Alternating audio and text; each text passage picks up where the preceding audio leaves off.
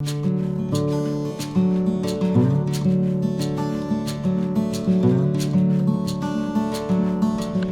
I am in Narvon, Pennsylvania, on top of Welsh Mountain, which is a mountain that is on the border of Lancaster, Berks, and Chester counties. And I am at Muddy Rocks County Park. So the reason it's called Muddy Rocks Park is supposedly the farmers in the Pequot Valley used to come up here in these rock formations and hide their money. So they called it Muddy Rocks. But this place kind of has a different kind of history to it. So basically, back in the early times, or early part of the country, there was a couple Indian tribes that lived up here. There was the Susquehanna and the Conestoga Indians lived in this area. And they also had white indentured servants and slaves that moved up here to kind of escape, you know, the oppressiveness. Oh, snow geese. There's snow geese flying over me right now. Anyway, I was like, that was a weird sound. Anyway, so basically, these white indentured servants and the slaves and the Indians kind of had a community up here. They called it the handboards, and basically what it was is, you know, they were like isolationists. They lived away from everything. So unfortunately, because of the situation that we're in, a lot of them turned to crime, and there was a lot of, you know, gang activity up here, and in the surrounding area. There's a whole bunch of different gangs that hung up here. There was the Welsh Mountain gang. There was the Greens Banditti, which in the 1700s, 1790s, in the Pennsylvania Gazette, they actually had this article about how you shouldn't, when you're coming up State Road, how you should be careful because of the Greens Banditti gang, and you could get robbed. And then there was the Buzzard gang, which is kind of the more famous of them. The Buzzards were a family that lived on a farm down the hill from here. It was a family of, let's see, there were 7 boys and 2 girls. And the eldest of the boys was named Abe, and he stole chickens and he robbed people, and he was just generally not a nice guy. There was actually some things that I read, they called him like the Jesse James of the East because he was this big robber. In the 1800s, he got arrested in Ephrata. Him and his brother Ike got arrested in Ephrata and went to the Lancaster County Jail. In the Lancaster County Jail, they allowed him to have a canary, pet canary, and he trained the pet canary to send messages to his brother Ike, and then they formulated an escape from Lancaster County Jail. And then like 1889 or so, he, after being chased for a bunch of years, he decided to turn himself in. So he finally turned himself in, and he went to Eastern State Penitentiary, and he spent most of his life in Eastern State Penitentiary. And then he left Eastern State Penitentiary, and there was another newspaper article in the Reading newspaper that basically said that he had nobody knew where he was, so they thought he came back up here to the Welsh Mountain. And then a few years, he went right back into jail for stealing, and then he eventually died, and they buried him at a cemetery at the base of the Neversink Mountain in Reading, and they didn't actually put his name on the gravestone. It just says "My beloved husband" on it. So yeah, he was a pretty interesting guy. But anyway, so I am up here in the Welsh Mountains, and we're checking out this Muddy Rock State or County Park. There's some really cool rock formations and stuff like that. So yeah, we'll walk around and check it out. Coming up on this It's an interesting, a lot of interesting rock formations up here. A lot of graffiti. People in their graffiti. I don't get it. But this is kind of the overlook trail that they said. And there is a clay quarry down here. You can kind of see through the trees. A little clay pit. And the trail goes up here. So one of the places that they said the Buzzard Gang had was a cave up here, which if you kind of look at the, you know, the way things are set up a little bit, you can kind of see how easy that would be to hide out in this area.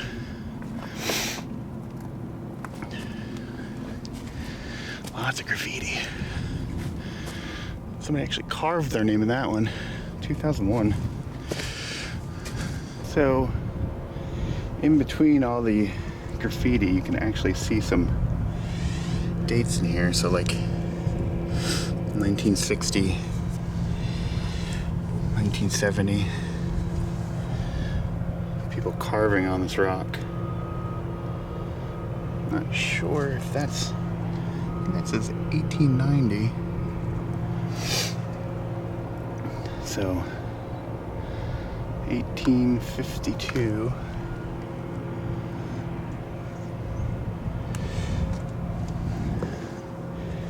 People carving on that one. 1973.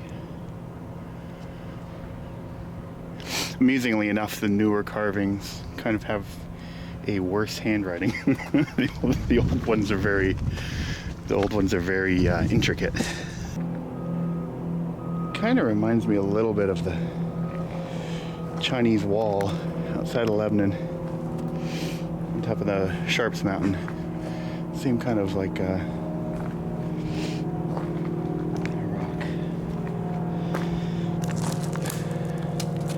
It's a really deep pit there. So there's a little cave right here.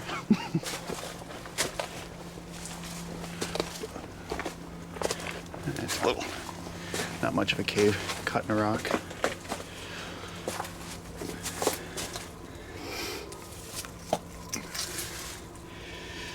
I wonder how much of that stuff is actually like, you know, a filled in cave as well. It's interesting. There's a lot of quartz here. In clay.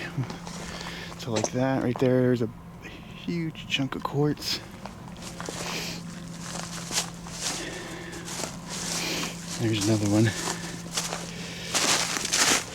I mean, the thing is immense. You can actually see there's a vein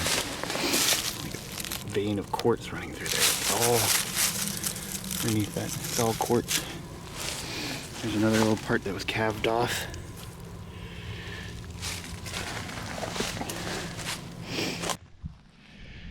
So I was kind of going through the rocks a little bit up there, and I found a penny. It's not like super old. It is, I don't know, 1980 maybe. So yeah, actually found money in money rocks.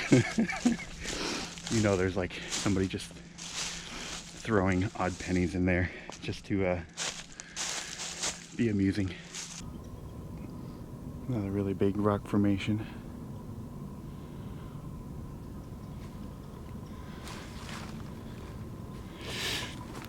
Seems like they good place to hide stuff. A nice little park.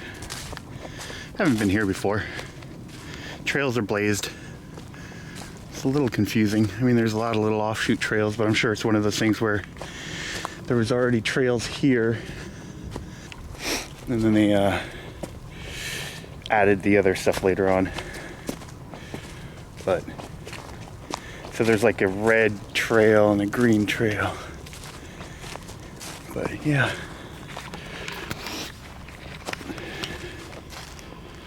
Pretty neat.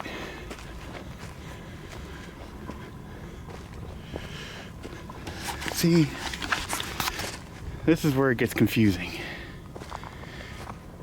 Usually, that means we're turning, but the red blaze is still up there.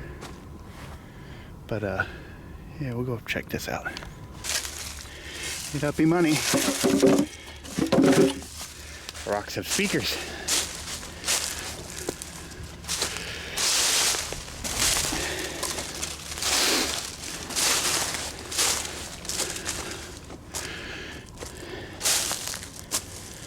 Pretty cool.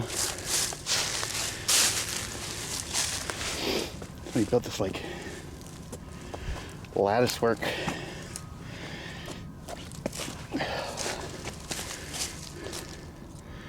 Little shelter. Piled up rocks.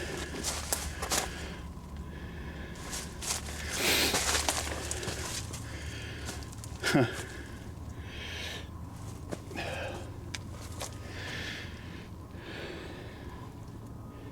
Wasn't trying to hide too good. The trail is right down there. Oh. Little like shelter thing.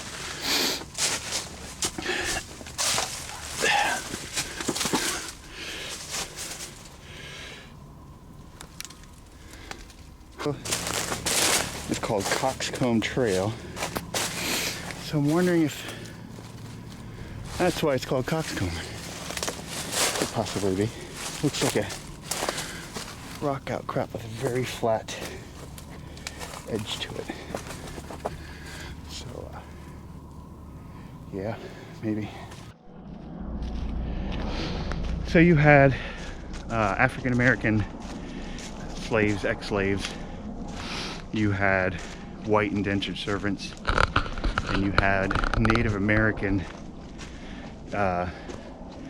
Susquehanna and Conestoga tribe folks all living up here to kind of get away from things. So you got to wonder if the reputation that Welsh Mountain got wasn't garnered by, you know, biases of these three groups of people more than, you know, actually what it was. To me, from everything I read, it really only sounded like a community of people trying to get away, rather than, you know, this den of, you know, miscreants and horrible people. But it's funny because that reputation started in the late 1700s and continued on to the early 1900s. So over 100 years, you know, these groups of folks lived up here. So when you come down into the valley, or this is still on the Coxcomb Trail, there's this orange trail that's not on the Welsh or the Muddy Rocks Park map. But if you take this orange trail up, it runs into the Welsh Mountain Preserve Trail. So, but we're gonna keep on going on our red trail down here, which is the Coxcomb Trail. Eventually should go to like a blue trail, which is the Iron Horse Trail. So, and then that'll loop back. So we'll keep going. Interesting. Oh, it's almost like a vent pipe. There's one there, and one a little further up. I don't know about like a mine or anything, but it almost looks like a vent pipe for something. So I took this little side chute where the red trail turned right, and that looks like an arrow to the blue trail, which is the Iron Horse Trail. This looks like there's houses or something down there. Supposedly this loops back and gets back on that same red trail, according to the All Trails map. So well, I saw my first sign for the Iron Horse, and it goes down. That means that I missed the connector trail, because these trails are not very good marked.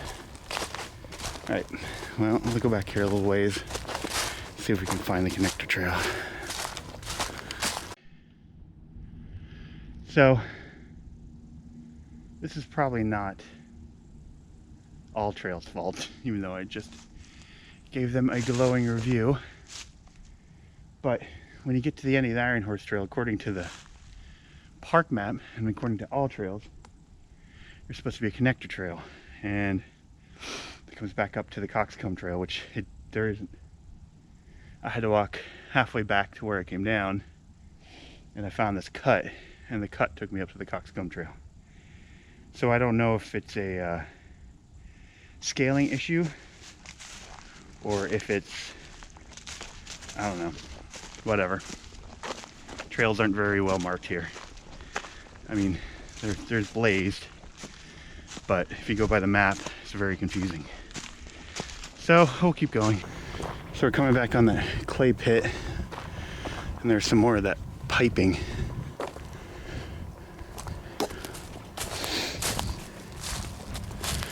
I'm not quite sure what it's for. Pipe with another pipe.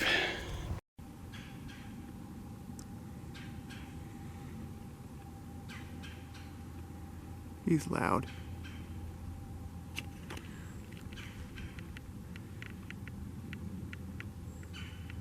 Really zoomed in, so excuse the shaking. Out there yelling at me.